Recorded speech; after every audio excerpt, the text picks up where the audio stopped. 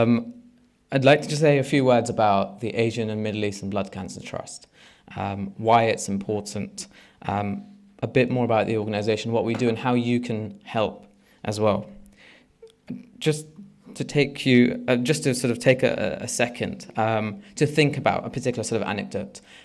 Imagine you're going in your day-to-day lifestyle, we're all very busy, and you get ill in the middle of nowhere. Fast forward, you go to the doctor, and the doctor then takes a few blood samples from you. Sooner than you know it, he's sort of diagnosed you with a form of blood cancer. And then he says to you, you're going to have to go through chemotherapy. Chemotherapy may work, it may not work, but your last chance of survival, if it doesn't work, would be a stem cell or a bone marrow transplant. What further blow you take is that you go on to the register, and what he says to you or she says to you is that the number of people from our communities on the register is so low. We are underrepresented. So your chances of finding a match has become even more difficult. How do you feel?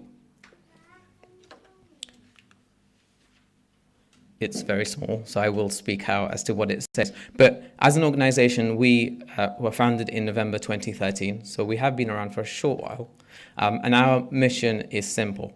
We want to save lives by increasing the number of potential donors on the bone marrow stem cell register from people from the Middle Eastern, Asian, and ethnic minority communities. Again, it's small, but I'll read out. So just a few facts, just so everyone knows as to, why are we doing this. In the UK, every 20 minutes, someone is diagnosed with a form of blood cancer. On the bone marrow registers across the UK, we have 1.2 million people from a Northern European heritage, whilst 106,000 from the South Asian, and that further reduces to almost above 2,500 from the Middle Eastern community. There are three main types of blood cancers: leukemia, lymphoma, and myeloma. Many of you may have come across some of those names. And there are 2,000 people in the UK who need a bone marrow or stem cell transplant every year. So what is bone marrow? Bone marrow is a spongy material which is found in the bone, either in the pelvis or in the hip. And it's the material which makes blood cells. Blood cells start off in the bone marrow, and they're called stem cells. The stem cells then split into two types of cells, a myeloid and a lymphoid, i.e. your lymphs and the plasma and the white blood cells. The lymphoid stem cells make white blood cells, which help to prevent infections, and the myeloid make red blood cells and platelets. They then move from the bone marrow into your bloodstream. What is blood cancer? So whilst you have your blood cells being produced in the bone marrow, sometimes they can be affected. Their development can be affected, which then causes them to stop doing what they normally would do, i.e. fight infections or help repair your body. And that is what we call blood cancer. There are three main types: lymphoma, so you may have heard of Hodgkin's lymphoma, non-Hodgkin's lymphoma. There's different forms of leukemia, and then myeloma, which affects as the cancer of the plasma. So if you took the two together, make a bit of sense as to what I'm saying. We've sort of learned about what bone marrow is. These are stem cells which help make your blood cells, and then you've got the deformity of them, which is a bone marrow. How does that help the everyday individual? So if you've got a cancer patient whose stem cell is already deformed, or the development hasn't been as great as it should have been, and I'll touch on this as I go forward, but you would take a healthy person's stem cells, and that would be the donor, and donate it to the cancerous patient. The stem cells act as building blocks to repair the underdeveloped blood cells in the cancer patients, and therefore helps them increase their immunity system and thereby help them in the form of survival. Today I am also doing a recruitment drive in the sense that I will be taking swab samples. It's nothing invasive.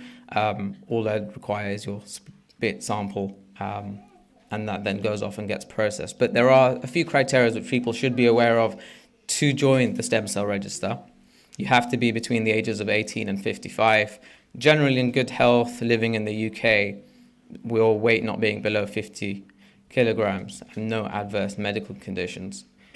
The way that we would do it is we would take a swab sample, i.e. your saliva. Your saliva is then, it goes to your lab and gets tested.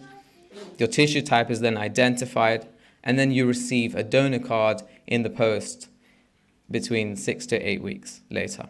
That then means you form part of the bone marrow register. If you are a match, so you form part of this large register in the UK. There are lots of little registries, but it all forms part of one large register, which then goes on a national and international level. That means that if somebody who has a form of blood cancer is looking for a bone marrow or a stem cell, they will look first in their country, and then they'll go off and look into the international registers. So you can be, if you are in the register, a match for somebody in a different country as well as in the UK. There are two primary types of donating your bone marrow stem cells. The one that happens most often, 90% of the time, is a process very similar to giving blood, or a sort of a blood transfusion almost. You will be given injections prior to donation of your stem cells. That increases the growth and the stimulation of your, go through this process, which is about 4, if not 6 hours, where you have sort of one tube going in, collecting the stem cells, and your blood coming back. You don't lose anything. Your stem cells rejuvenate within 3 weeks. So you're not losing an organ, as the case may have been. What happens 10% of the time, and people need to realize as well, is when you do commit to join the register, you are also committing to the 10%. So it's not just, great, I'm going to join the register, I'm going to help someone's life, but that happens 90% of the time. The 10%, it's an invasive procedure. You do go under anesthetic. You do stay in hospital for a few days, if not a day, but after that you're fine. Yes, you'll feel soreness, but it's taking a syringe to the pelvis and taking the bone marrow directly. Again, rejuvenates. You're not losing an organ here. Why do we focus on the ethnic minority community? We focus because as someone from the ethnic community, we have a specific genetic makeup of our tissue type, and a patient's most likely to find a match from someone within their own ethnic group. We are severely underrepresented on the register. That means if someone in our community or outside has a form of blood cancer, if their last chance of survival is a bone marrow or a stem cell, they find it virtually impossible finding someone because there are so few of us on the register. I'd like to dispel some myths as well. I've been with this organization for a short time now, and we get asked lots of questions. Is someone taking away my bone? Is it very painful? I've already up to the blood register. Why do I need to do the bone register? Patients almost assuming that they'll be able to find a match within their families directly. That's not the case. There are a number of cases that I'm aware of where you haven't been able to find a match in the first instance from your main family, and then you go out. How do we achieve what we set out as our aims? We try to address cultural barriers, raise awareness through educational forums, but also through other events. And we encourage people to where they can, as well as forming strategic partnerships. So we are a partner with IHBDC, with the Muslim Student Council, and we're trying to reach out to universities across the UK, as well as where we can in London and nationally. We have signed up 333 people since initiation. It is still a small number, a very small, a drop in the ocean number. There is still a lot that we can do, and there's a lot I foresee that we can do with the partnerships that we've created, but we also look forward to create with organizations such as yourself up and down the country. But at the same time, we do get recognized by the registers that we work with, Anthony Nolan being the largest register in the UK and DKMS being the largest register in Europe. There are just a couple of pictures in terms of our engagement. So it's not just the Shia Muslim community. We do show ourselves as a non-religious, non-denominated organization, because it's not helping just a Shia or a Muslim brother, it is helping humanity or people. We've had dinners, there have been sort of interfaith shavut, iftars with the Jewish community. We held a recruitment drive at a law firm, so a corporate event. And then being places such as Stanmore Mosque and Visit My Mosque campaign, which happens every year. What to look forward to in 2020? I always have it as it's good to have goals and ambitions, and you do your review on a year-by-year basis. But while some of you may have seen already, but it's working more closer with ethnic communities. It's a difficult task working with our own community, who tend to close the door in the first instance, because it's a very difficult issue to discuss sometimes, but it's very easy when you start to understand it and you start asking those questions which need to be asked. We want to involve ourselves with the community a lot more than we have, foster those new relationships, and then also take the Will You Marry Me campaign. For those of you who are in universities or are aware of people in universities, there is a campaign with the Muslim Student Council called Will You Marry Me on the 14th of February every year. And we've been going for the last 2 years. And it's been good because we've been able to work with both ISOCs and FOSIS to get across the message that we need to encourage more people from the communities to join the stem cell register. How can you help today? If anyone has 1 hour a week, then let me know. But apart from that, tell one friend about a cause. Often people have heard of organ donation and blood donation, but it's the middle one which you most haven't, because it's the painful one, or the ones as I've mentioned. But it's not. Tell one person about it. Sign up to the social media pages, that always helps. And come along to any events which are up there. Be reminded. Thank you very much.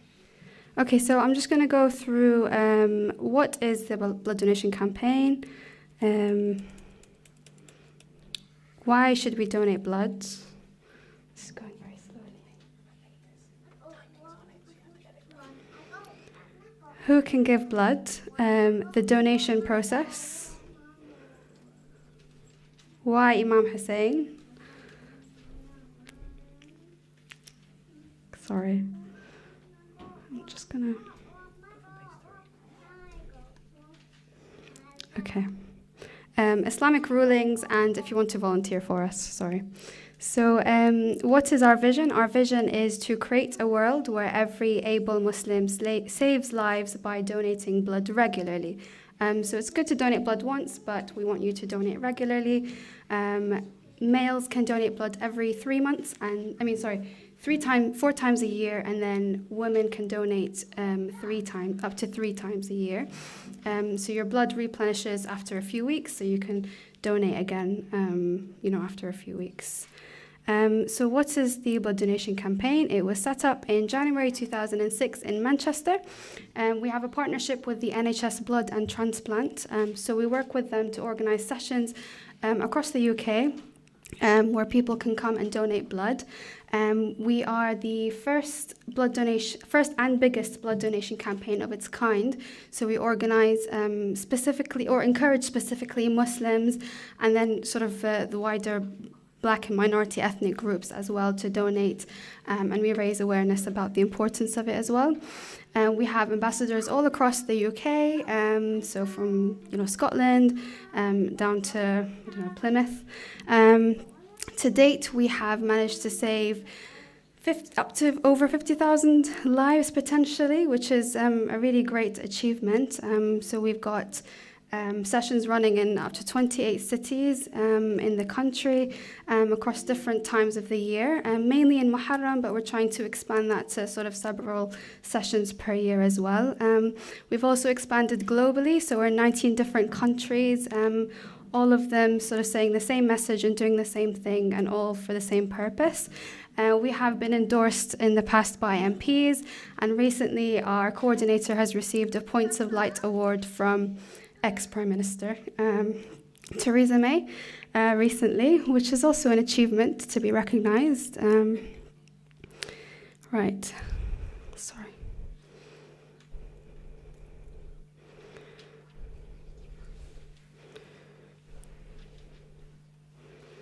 Am I missing one? No, I'm not. Okay, sorry. So like I said, we have a partnership with the NHSBT. It is an official partnership.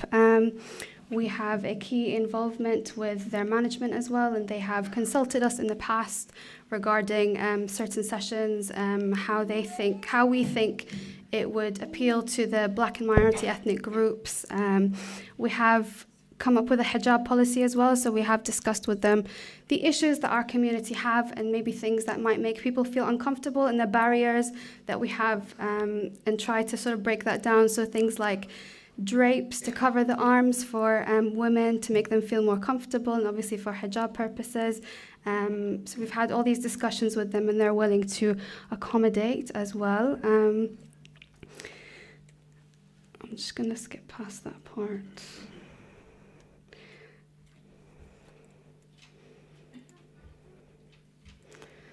Okay, why Imam Hussein? Obviously, Imam Hussein sacrificed his life and his blood for the sake of humanity and what's right, and for the sake of humankind and in the benefit of humanity. So the least we can do is just offer that tiny bit of us, our own blood, to help people and to benefit our society. So just inspired by him, basically, and his selflessness. Why should we donate blood? I'm trying to make this a little bit interactive. Does anyone know how many lives you could potentially save by donating blood once? And Ayad's not allowed to answer. Or Amen. Anyone know? Any ideas? Isn't it 3 people per donation? Yep, so it's 3 adults or potentially 7 children, which is amazing. And all it takes is 10 minutes. The actual donation takes 10 minutes, and after you've left, you could have potentially saved 3 adults or 7 children. There is obviously, I think Shiraz mentioned this, we focus specifically on minority ethnic groups. They tend to have rarer blood types that are in high demand. There is a shortage of blood donation from these communities. These are just some general statistics. 14% of the UK population are from BAME background. Only 5% of them donate blood. And out of all the blood donations that happen in the UK, only 5% of those donations are from these communities. So I think there is a lot of improvement there that we can do. We can try and raise awareness, try and encourage our friends to go and donate blood. We can save a lot of lives that way. A lot of this blood is going towards patients who have blood conditions such as thalassemia, sickle cell anemia. They depend on regular transfusions to keep them going, which is why it's important to donate regularly as well, and not just once. And the more closely matched their blood is, the more likely their treatment becomes more successful. And they tend to be from people from these backgrounds. They're more likely to get these conditions. So your blood is more likely to be a match if you are from the same kind of ethnic background. Every time you donate blood, you give the gift of life. And I think there was one last bit. No, okay. In the Quran, it says, وَمَنْ أَحْيَاهَا فَكَأَنَّمَا أَحْيَا النَّاسَ جَمِيعًا. And whoever saves one life, it is as if he saved the whole of mankind. Surah Al-Ma'idah, verse 32. So obviously the Quran also mentions the importance of trying to save people's lives and how much of an impact this can be on your community and in the long term as well. So who can give blood? Anyone, male and female. You do have to be over 17 years old. A certain weight limit in terms of a lower weight limit, obviously. And free of illness at the time of donating. If you've been traveling somewhere where there's, malaria or other types of viruses or infections or things, then you might not be allowed to donate, at least now. You might need to wait a little bit. There is a long list of sort of criteria, so if you do have any questions, just go to blood.co.uk and they have a list of everything that you need to know. Interestingly, actually, I should mention, because I had this issue when I was in Sheffield, language is also a thing here. So if you cannot, when you go to donate blood, they will give you a form to fill in and something to read to make sure that you are eligible. So a lot of health-related questions. And if you do not understand that form, they will send you away, unfortunately, because they need to make sure that you are healthy enough to give blood, and they don't want to take that risk. So it is important that you do read the eligibility criteria before you do sign up. So the process is you can go to our website. There is a form there. You fill out your details. That gets sent to the NHS Blood and Transplant. And then you can book your appointment. You turn up to the donation centre. You fill out a form, you read all the eligibility criteria, you make sure you fill out sort of all the health-related questions. They take you in, they check your iron levels or hemoglobin levels, make sure that you're okay to donate. They will also make sure that you have eaten as well and had a good meal before you come. And then they'll take you in and donating takes 10 minutes. Our volunteers are very helpful. If you have any fears about needles and things like that, we can help you through that. Don't let that be a barrier. I know that a lot of people have this problem, but a lot of people who have had maybe not needle phobias, but anxiety towards needles, have managed to donate blood, and they've been very proud of themselves afterwards. So, just try and go for it. Tell the volunteers at the centre that you have this fear, and they'll try and help you through it, inshallah. After you finish donating, they will give you lots of biscuits and crisps and snacks and tea and coffee, and you can socialize with people, and it's really great, and you have this amazing superhero feeling afterwards, and they'll just double check that you're okay before you can go, and then you are released. So it's quite straightforward. Overall, maybe it takes about an hour of your time. So maybe if you've got a long lunch break, you can just pop into your donation centre and do it then. In terms of Islamic rulings, so generally, this is specifically Sayyid Sistani, Sayyid Khamenei, Shirazi, Sayyid Fadlallah, Sayyid Mudarisi, lots of other renowned scholars have all not just said it's permissible, but that it's recommended and encouraged to donate blood, because it's a call for help, and it helps people in need as well. It's also permissible to receive blood transfusions. And yeah, I think that's about it. If you would like to volunteer for us, because for any reason you cannot donate blood, then there is a form on our website as well. So it's www.ios.org.uk/give blood, where you can fill in a volunteer form. I think it's a centralized iOS one now. We fill it in and it comes to us, and you can volunteer in sort of different aspects of the campaign. We're always looking for volunteers.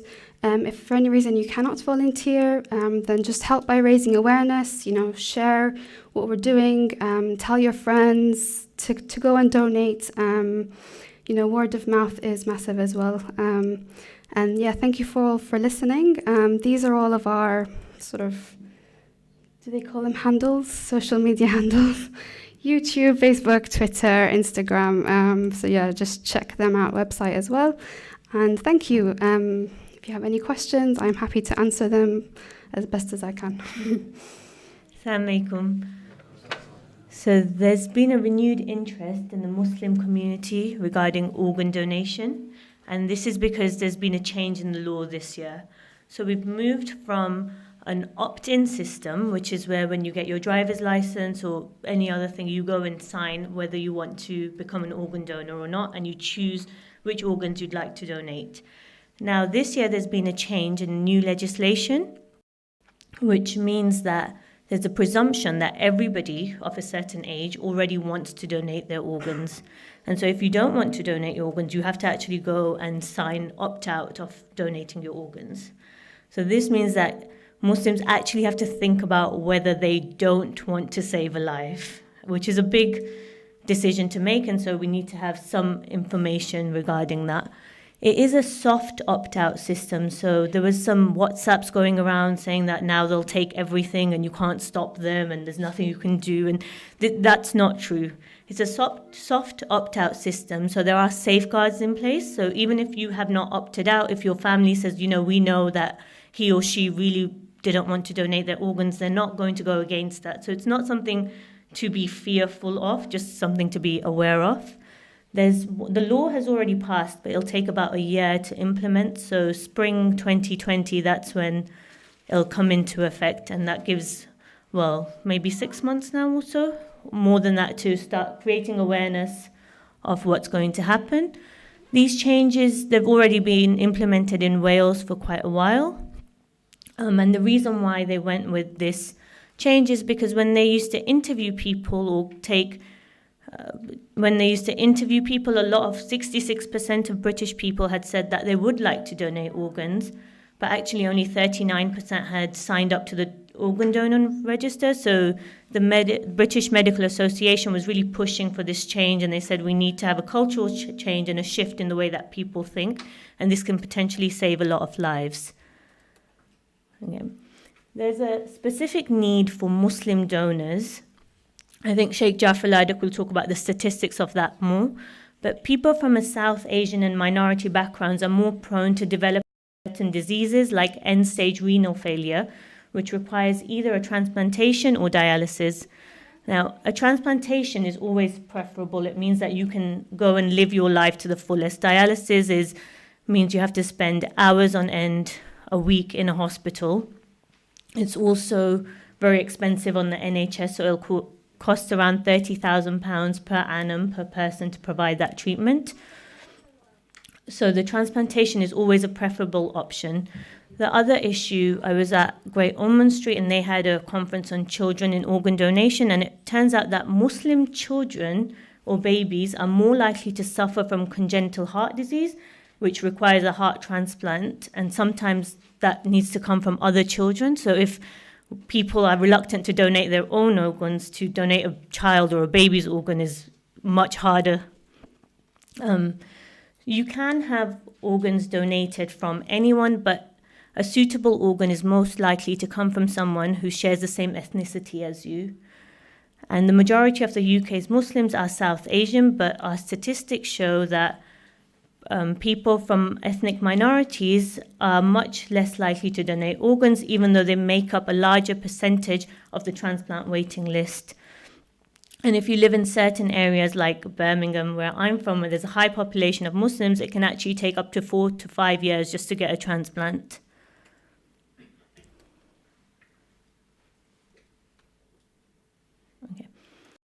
My work was on organ donation, specifically in Shi'i jurisprudence.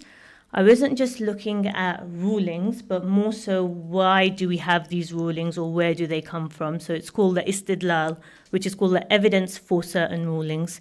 The two issues that I found were often, I don't know if you've ever looked up a Marja's website of organ donation or any other topic, a lot of topics, they'll just have sort of one line, and it's not entirely clear why or what the evidence or the reasoning behind it is. And on the other hand, you're not entirely sure how it applies in your context. So on the back of this, we've organized at Al Mahdi Institute organ donation research workshop, where it's in October on the 3rd and 4th. It's international, where all scholars from across the world who are working on this will come and present their new research over the 2-day conference. We're also working with people who are strategic partners to the NHSBT who will talk about their projects. And then after that, we want to go for a publication, so we make some information available because it's an area where there's a lot of lack of information and a lack of research. It's not just dissemination that people don't know, it's that actually the research needs to be done on it as well in many different areas. Today, so we'll talk about organ donation after death. There's organ donation during life as well. And that doesn't seem to be as problematic in terms of rulings of Maraja on it. Generally, the rule is like similar to blood donation. The rule is As long as it doesn't entail any kind of serious harm to the donor, it's absolutely fine. And there's no restrictions based on who the recipient is or the religion of the recipient. But in organ donation after death, they make a lot of people, or majority of Muslim scholars, make a distinction between donating to a Muslim and donating to a non-Muslim. That isn't there during life, but it becomes a problem after death. So there's three main issues when we talk about organ donation following death. The first issue, which is the most complex, is what is actually death, because the notion of death has changed. And now there's a thing, brain death, where you're still on an artificial ventilator and your heart and lung is still working artificially, but at that point, organs can still be removed according to the law. Is this considered to be death in Islam or not, and can you give organs at this point? The second issue is, no matter what the definition of death is organ donation considered to be mutilation or disrespecting someone who's passed away? Because we have a lot of strong hadith that talk about respecting the sanctity of someone who's passed away and how important that is. And then the third issue is, who can a Muslim actually donate to after death? Are there any restrictions? Does it matter what religion the recipient is? So what is death? There's been a change in the medical understanding of death since around the 70s, I think. So initially, where the heart and lungs stopped functioning, that was what was considered to be death. If we knew that they were irreversibly stopped, so there's no way to bring back your heartbeat, then that's what you consider to be dead. After that, there was the invention of an artificial ventilator which kept your lungs functioning. And if your lungs keep functioning, your heart keeps functioning. So to a lay person or somebody who doesn't know, it would look like someone who is alive. Their heart is still pumping, they're still warm, they're still breathing. However, their brain has stopped working completely. And so the law changed, the medical understanding changed, that actually if there's no way to bring back your brain, so you can never breathe by yourself, you're only breathing because of a machine, and you have no awareness whatsoever, and you will never regain any kind of awareness. They said, well, this is actually death. That artificial pumping of your blood around your body and keeping your heart working, that's not really, that doesn't mean that you're alive, it just means that we found another way. And so one of the tests that they do for this, when people don't really accept if your family member's in that condition, one of the tests that they do is they'll take off the medical ventilator for about 5 minutes, and you'll see this person can't breathe by themselves. So for 5-10 minutes, they're just not able to breathe. So it's purely due to machinery. Then we have this brainstem death definition in the UK. So you are now, if you're in that condition, you are allowed to become an organ donor. And the majority of deceased organ donations are from brain-dead donors. This is because your blood is still pumping, which means that your organs are still fresh, they're still oxygenated. And at the moment, it's the only way of transplantation of the heart, because if you have what is the traditional death, when your heart stops beating, it starts degenerating straight away and deteriorating, and it can't be used. So at the moment, the only heart transplant we can do is from brain-dead donors. Does this correspond to the Islamic notion of death? Because no matter how useful it is, if it doesn't correspond to the Islamic notion of death, you can't take that organ, because that would be then killing somebody. Somebody had done a review of 52 maraja, and the majority of them said that brain death is not considered death to be in Islam, and some of them were skeptical about the utilitarian consideration, so they had skepticism that did the law change and did the medical understanding change just because they wanted to be able to procure organs from people who were in that condition, and was it just to be able to save resources, because now you no longer need to keep these people alive. Is that the right term? I don't know, but yeah, that's the thing. Should you be using resources on this? Okay. So whenever you're looking at death in Islam or Sharia sources, the first point of reference is the Quran and the Sunnah always. There was a biomedical conference on human life that concluded that there is no definition of death in the Quran.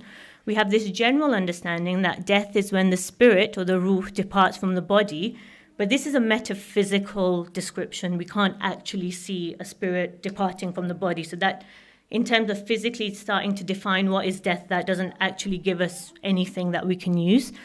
We've got from texts things like signs like bodily decomposition, the skin turning white, the skin turning cold, fluids coming out, these are called the somatic descriptions of death. But again, this doesn't inform us of when death actually occurred. And also when now the accepted definition of when the heart stops, that's not mentioned anywhere, but I don't know if anyone's ever disputed that as a definition anyway. So it has changed from that. This leads to the question, well, who's best placed to tell us what is death? Is it a religious scholar, or is it the general understanding? For example, Ayatollah Sistani will go with urf, general urf. So what do people consider to be death? And he says, well, because people don't consider brain death to be death, we have to go with that understanding and stick with the cessation of the heart. However, there are a growing number who are deferring to the medical judgment. So I think Ayatollah Khomeini was one of the first from all Muslims to start to accept it and say, well, if doctors consider this to be death, then we can go with that. Similarly, Ayatollah Tabrizi, when he was asked, he said, it's necessary to refer to the medical specialist in order to decide whether death is the first or the second. So is it the stopping of the heart, or is it the irreversible stopping of the brain?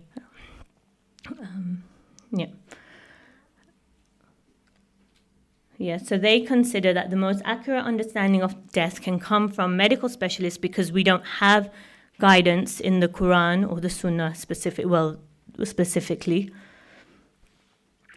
So this is, I would say, the most complex issue in terms of organ donation, what actually is death. And on the workshop that we're holding, a lot of papers are focusing just on the notion of death or the idea of the soul. And these are looking from both Sunni and Shia perspectives, so hopefully it should be quite an interesting workshop. The second issue is, okay, whatever you describe to be death, is it still allowed or not? Is organ donation allowed after death, however you choose to describe it?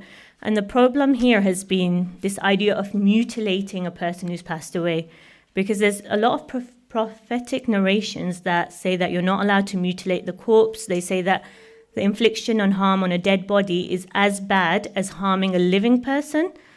Narrations like breaking the bones of a dead Muslim is worse than breaking the bones of a Muslim who is alive. So this brings us to the question, can organ donation actually be considered to be mutilation? Is it the same thing, or do you have to look at the intention behind mutilation? There's two camps here. The majority camp, this is how you interpret law. So the majority camp use this hermeneutic principle that is called asalat az-zuhur, which means you look at the apparent meaning to appreciate the meaning of the hadith. So because the Prophet never said mutilation on the battlefield is haram, because he never made that qualification, we just take all sorts of mutilation, any kind of breaking of the bone, any kind of cutting is wrong. We have to infer from that narration that even if you're doing it for a really nice reason, like saving someone's life, it's still considered as mutilation. That's the asalat az-zuhur, which is one of the most important hermeneutical principles, which is how you understand law, or how you understand the Quran and the Sunnah and the words of God. So this means that primarily you're not allowed to donate organs, because primarily it means that you're mutilating someone's body, which is not allowed. However, you've got more than one obligation. So on the one hand, you have to respect the person who's passed away and you're not allowed to mutilate them. And on the other hand, you know that saving a life is one of the greatest obligations, and it's already been said that whoever saves a soul, it's as if he saves mankind entirely. So what do you do when you've got two conflicting obligations? Well, you go with the one which is more important. Now, saving life takes precedence over respecting the sanctity of a dead body, because saving life has always, and even rationally, is one of the most important obligations that we have. And then in the UK, can we also have added considerations, like the NHS is publicly funded, so if you're spending £30,000 per person per annum on something like dialysis when you could be donating organs, that's also a whole bunch of other lives you could be saving through just monetary resources. So for the traditional camp, primarily organ donation is mutilation, but still saving a life is better than is so important that even if you have to mutilate, it's okay. The other camp, which is a minority camp, takes this context-based approach, and that's the likes of Ayatollah Fadlullah, who say that, okay, if we talk about mutilation, we have to talk about the intention behind mutilation and the context of mutilation. So the intention of mutilation is to have revenge. That's the whole point of it. And even if we look at early history and biographies of the Prophet, we see that there were these practices of mutilation, like at the Battle of Uhud, the Prophet's uncle was mutilated, and it's really graphic. It says that the women came and they chopped off ears and noses and they made bracelets out of it. So this was the context in which the Prophet was speaking. And then after that, he says the Prophet did not leave any place without telling us to give alms, and he prohibited mutilation. So for the likes of Ayatollah Fadlullah, who take a context-based approach, when you're talking about donating an organ in a medical setting where they go out of their way, if you ever speak to any of the special organ donation nurses, they go out of their way to say how they like to preserve the sanctity of somebody who's passed away. They will treat them. After taking the organs, they'll wash the body, wash the hair so that it's suitable for viewing. Even if you want to donate your eyes, they'll replace it with a prosthetic. So it's not, because I'd at one point seen something on Facebook, I think, where it was a Pakistani philanthropist, and the last thing he did was donate his eyes, and they had a picture of him with like a bandage around his eyes, and it was really scary. Like the one thing I haven't ticked is eye organ donation, because that still frightens me. But that's not actually how it is. Like they use prosthetics, so you don't look like you've got your eyeballs missing, if that helps. So they take great care to ensure that the body looks respectable and you can still view it, and it doesn't look like it's been mutilated or that it's been mistreated in any way. Okay, so that's the two camps in terms of mutilation of organ donation. So they'll both at some point say that, okay, you can, either because it's not mutilation or because even if it is, saving a life is more important. But it's not that simple. So even after all of that, there's a majority opinion that it's problematic to donate organs unless it's necessary to save the life of a Muslim. Now, as I said right at the beginning, this restriction only applies in the case of donation after death. During life, if you look at Ayatollah Sistani's edicts, there's no problem. Some people say, okay, as long as it's not to an enemy of Islam, it's absolutely fine. But after death, the majority say, no, you can't give organs unless it's for a Muslim. And then they even say that even if even if there's no will to leave an organ, you still have to go and take that organ if you need to save a Muslim with it. So it's that extreme. The level of saving a Muslim life is that important. There's also others that Muslim cadavers or Muslim dead body can only be cut as an absolute last resort. So you need to use non-Muslim cadavers as far as possible. This is with or without permission. So Ayatollah Asif Mohseni, who I think did pass away recently, says it's permissible to take organs with or without permissions from infidels who belong to a land which is antagonistic. And then even stuff like you can ship in bodies, which I don't know if that's even a possibility or not in real life, but to that extreme, they say you have to preserve the sanctity of a Muslim before giving organs to a non-Muslim. This then causes both ethical and legal problems. Conditional organ donation isn't allowed in the UK because organs are donated altruistically, so you give them from the goodness of your heart, and they need to go to the patients who are in greatest need. There was a case in 1998 where it was a Caucasian patient who died, and his family said you can only take organs if they go to other Caucasian patients. In that case, the doctors made a decision and they said, okay, we'll take it. And as it turned out, the people on the list it wasn't that there were any ethnic minorities, it was always going to go to Caucasian patients. So they did do that. And then there was this public outroar, and then the Department of Health got involved, and then they've sort of made it that no, conditional organ donation after death is not allowed at all.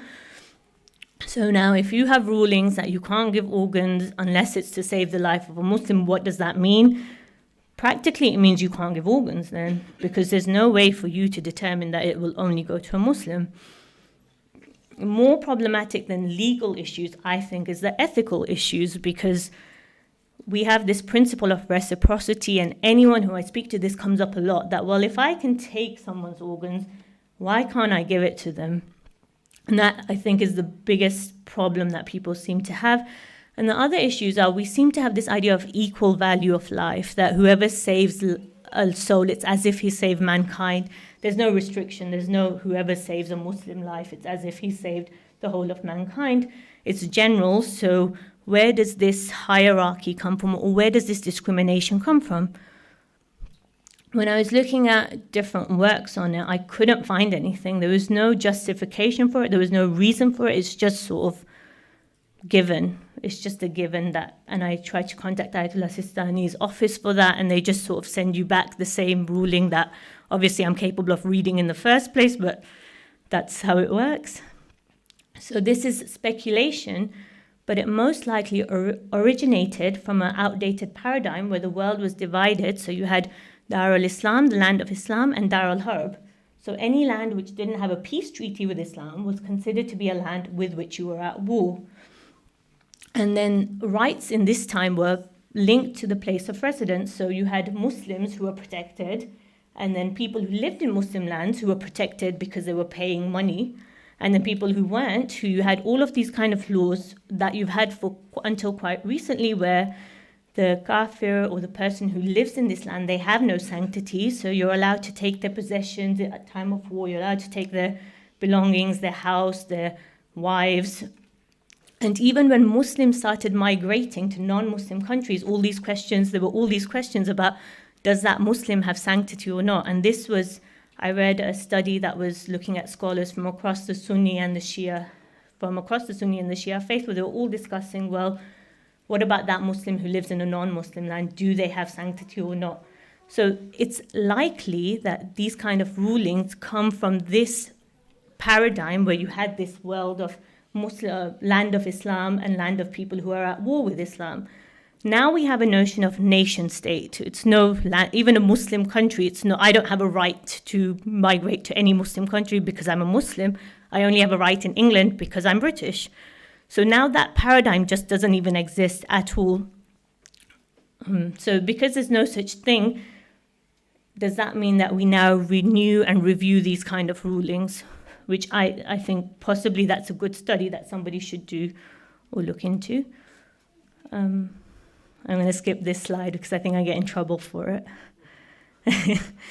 There's a minority who talk about, like Kamal Haydari, Sayyid Fadlullah, who say that Islam focuses on the human aspect. And Ayatollah Sana'i, who says not in this topic, but quite generally, he says that rulings have to be formulated in accordance with the principles of the Quran. And the principles we get about the Quran is, firstly, the preservation of life unrestrictedly, so no distinction between a Muslim or a non-Muslim. But secondly, that the Quran and Sunnah both talk about human beings as endowed with dignity, and we have numerous verses so that we've honored the children of Adam. Human beings have been created from a single soul and are exhorted to be God-conscious and compete in doing good things. We have numerous hadith as well from the Prophet. All humans are equal, just like the teeth of a comb. And the one from Imam Ali, obviously, people are either your brothers in faith or you're equal in humanity. And so now there's these progressive elements that say whatever rulings you have to be formulated in accordance with principles like this. So discriminatory rulings don't stand if you have to have them in accordance with these kind of overarching principles. Thank you. So just to conclude quickly what we've been through, there's three main areas of concern when it comes to organ donation after death. The first one is, how do you define death, or what is the definition of death? And in the absence of a definition from the Quran and Sunnah, who is the best person to define death, and what is our best collective understanding of death at the moment? The second is organ donation mutilation or not? Is the context important here? If you're donating in a medical setting where no disrespect is intended and great care is taken to make sure your sanctity is preserved, is that really mutilation? And the third is the religion of a recipient, where the only thing you can really say is, can you justify taking organs and not giving back organs just because of the religion of the recipient? Thank you. بسم الله الرحمن الرحيم والصلاة والسلام على أشرف الأنبياء والمرسلين وعلى أهل بيته الطيبين الطاهرين المعصومين. السلام عليكم جميعا ورحمة الله وبركاته. Really thanks to the organizers for giving us an opportunity, a space to discuss this very pertinent topic, and also to all of the presenters, the three presenters that came before me. I'm not going to take more than 3 minutes of your time. And what I wish to be able to do is raise one simple point, and that is, for many of us, even though now we have seen that there is great permissibility in organ donation, and there's space for us to be able to work within this, I know many of us will still not feel comfortable or still maybe not want to take that step, right? And what I want to just talk about is the importance of charity and giving, and contextualize the idea of not just giving your own money or what we traditionally consider to be sadaqah jariyah, but that even this should be considered within the framework of giving as well. And I want to be able to mention some statistics around the needs of organ donation, particularly the BAME community, and then read just a couple of ayat of the Quran to be able to encourage, so that we have that little bit of a push for us to be able to think about our decisions. Some of the stats, and this is from organdonation.nhs.uk. 31% of Muslims said that they support organ donation. 1/3 support it. 14% strongly support it. 37% oppose it. So there is a greater number opposing it than supporting it, but there is still 14% who strongly, which means overall there is a strength of it, and 25% strongly oppose it. So we're just a little bit in the balance of opposing overall than accepting it as a support. But then when you go further into some of the statistics, as an example, NHS Blood and Transplant, key stats from the BAME Supplementary Report of 2017 to 2018 says 1/3 of people, 35%, waiting for a kidney across the UK are from Black, Asian or minority ethnic communities. However, from the same report, 28% of UK kidney transplants were in Black, Asian and minority ethnic communities, which means that we're currently providing at a lesser rate than what our own need is. There is a shortfall. There is a longer waiting time for kidney transplants for Black and Asian patients versus white patients as an outcome of that. Now, if you look at the way the Holy Quran speaks about the importance of giving and the importance of donations, I want you to just review some of the verses that we know so well about charity, and think about charity in the broader context of giving, and not just limiting it to things like giving of your money. For example, Allah subhanahu wa ta'ala says in chapter number 63, Surah Munafiqun, verse number 10, Bismillah ar-Rahman ar-Rahim, وَأَنْفِقُوا مِمَّا رَزَقْنَاكُم مِّن قَبْلِ أَن يَأْتِيَ أَحَدَكُمُ الْمَوْتِ. So here the context is about death. Or the verse of charity is going to speak to you in the context about what happens before death. Spend in the cause of Allah provisions that we have given to you. So this doesn't necessarily mean only your financial wealth. Spend in the cause of Allah from the provisions that we have given to you before death comes. Before death comes to any of you, lest you end up saying, فَيَقُولُ رَبِّي لَوْلَا أَخَّرْتَنِي إِلَىٰ أَجَلٍ قَرِيبٍ. Before you end up complaining and saying, oh my Lord, why did you not give me reprieve, a little delay in my life, so that I could have given something in charity and become amongst of the righteous people. فَأَصَدَّقَ, I would have given charity if you just given me a little bit longer. وَأَكُمْ مِنَ الصَّالِحِينَ, so that I could have become amongst the righteous people. So it's interesting here, Allah subhanahu wa ta'ala says spend, and He talks about us in the context of regret, that we won't feel happy that we have not been able to give, and we would complain and said, if only you'd given me a longer time to be able to do so. When we give, we get multiple rewards back. In Surah Al-Baqarah, Allah subhanahu wa ta'ala says in verse 261, Bismillah ar-Rahman ar-Rahim, مَثَلُ الَّذِينَ يُنْفِقُونَ أَمْوَالَهُمْ فِي سَبِيلِ اللَّهِ كَمَثَلِ حَبَّةٍ أَنْبَتَتْ سَبْعَ سَنَابِلَ فِي كُلِّ سُنْبَلَةٍ مِئَةُ حَبَّةٍ. He says, the charity of those who expend their wealth in the way of Allah may be likened to a grain of corn which produces 7 ears, and each ear yields 100 grains. Elsewhere, Allah subhanahu wa ta'ala again talks to us about these issues, about the importance of spending and how we will be rewarded for it. As an example, He mentions that we should be spending both in terms of things that are known to people and also privately as well. He says, Bismillah ar-Rahman ar-Rahim, الذين ينفقون أموالهم بالليل والنهار سرا وعلانية فلهم أجرهم عند ربهم ولا خوف عليهم ولا هم يحزنون. Those who spend their goods, their charities by night and by day, in secret and in public, shall have their reward with their Lord. On them shall be no fear, nor shall they grieve. Lastly, again from Surah Al-Baqarah verse 110, Allah subhanahu wa ta'ala says, Bismillah ar-Rahman ar-Rahim, وَأَقِيمُوا الصَّلَاةَ وَآتُوا الزَّكَاةَ وَمَا تُقَدِّمُوا لِأَنفُسِكُمْ مِنْ خَيْرٍ تَجِدُوهُ عِنْدَ اللَّهِ. This is a beautiful verse. And spend in prayer and regularly in charity, and whatever good you send forward, whatever you're willing to put forward to people for the sake of God, whatever good you send forth for your own souls, you shall find it with Allah subhanahu wa ta'ala. This verse suggests to us that we don't actually consider loss in the same way in which we traditionally consider loss. That if I give something from my body, I imagine that I'm losing that. Allah says, no. Whatever you give, you're going to find it with Allah.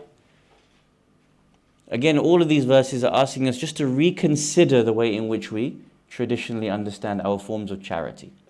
As you've heard from these 3 excellent presentations before us, we have great needs to equalize in our society.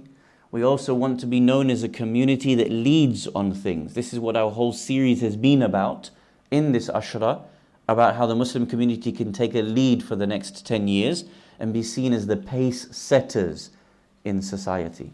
I think we have a great opportunity here to be able to do so within our own community. And inshallah, this symposium has given you the space to be able to think through some of those things. Once again, thank you for taking time out, and well done to the organizers and the presenters. Wassalamu alaikum jami'an wa rahmatullahi wa barakatuh.